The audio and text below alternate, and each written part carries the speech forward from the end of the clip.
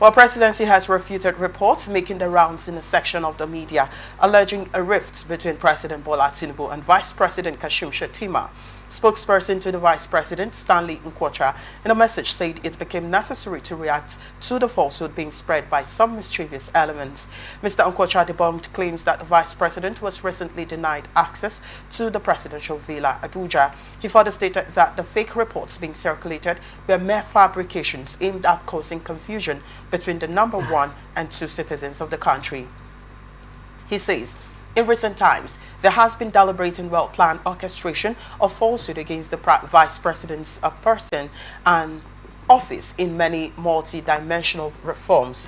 These mischievous and totally fabricated reports are all in a bid to cause confusion and insinuate total clash in the presidency. This report seeks to mislead the public into believing there is discord at the highest levels of government.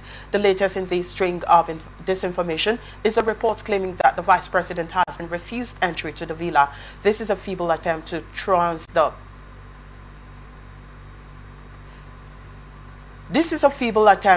traduce the person and office of His Excellency Vice President Kashim Shettima, GCON, for the record. Nothing of the sort ever happened. The recent publication by some obscure blogs alleging that armed military units have barricaded the Vice President from accessing the presidential villa is not only the widest expression of visual thinking, but a clear indication that the purveyors of these tales have exhausted both ink and imagination. It is a story so far removed from reality that it can only be entertained by those unfamiliar with the inner workings of the Nigerian government, he said. The spokesperson to the Vice President stressed that a bond of unity and understanding exists between President Tinubu and Vice President. Thus, no matter their attempts, mischief makers cannot break the strong ties. All right. Okay. Again, this is another reason, a lot of people are saying that the presidency might at some point lose his seat come 2027, because there have been rumors of a rift between the president and vice president, and now the presidency are also refuting these claims, right? They're saying this is false, and if they're seeing it as a way of they're describing it as a deliberate orchestration in order to separate or to cause disunity amongst the number 1 and 2nd citizen of the country, that is the president and vice president. Again, what's your take on this matter? Let's see how the only thing I have to say about this is hence the vice president has not issued a disclaimer. All right. From what I read in one of the print media about that his official functions have been delegated to the son of Mr. President. I don't know whether you are aware of that. Yes, no disclaimer has been written from the either any of the spokespersons of Mr. President or from his media handlers. They have not refuted it. And if you have seen the long face and the visible distance between Mr. President and his vice, nobody will tell you that there is a rift. And also remember that 21 billion naira was expended in renovating the vice president's house. Maybe that is where this rift is emanating from. Okay. And the vice president has refused to pack in. So was he not aware that they were going to spend so much money to go and renovate the place? Why didn't he say that he was not going to live there, that another location should be made available for him? So that is where I am thinking that there must be a rift, because believe it or yes, Mr. Tinubu will account for the expenditure of 21 billion expended through the office of the FCT minister to renovate already started building, a building that was abandoned, and after finishing it, the vice president is not inhabiting it. So this might be where the infractions are coming from. But for what we are seeing, we the watchers are seeing there is a sharp divide between these two men. And the most northerners, you will also recall that Alain Dume has been speaking of late. Yes. Alain Dume is also from the same state with Kashim Shettima, Borno State. So, and Alain Dume, from what I know, APC will not allow him to come back to the house. They will do to him what they did to Dino Melaye. And I know that even if Alain Dume is coming back, he will contest in any other political party. But I know his people will send him back to the Senate. Okay. Remember that he was stripped of being the Senate whip, chief whip. So a lot of those infractions coming from people that are very close to the Kashim Shettima.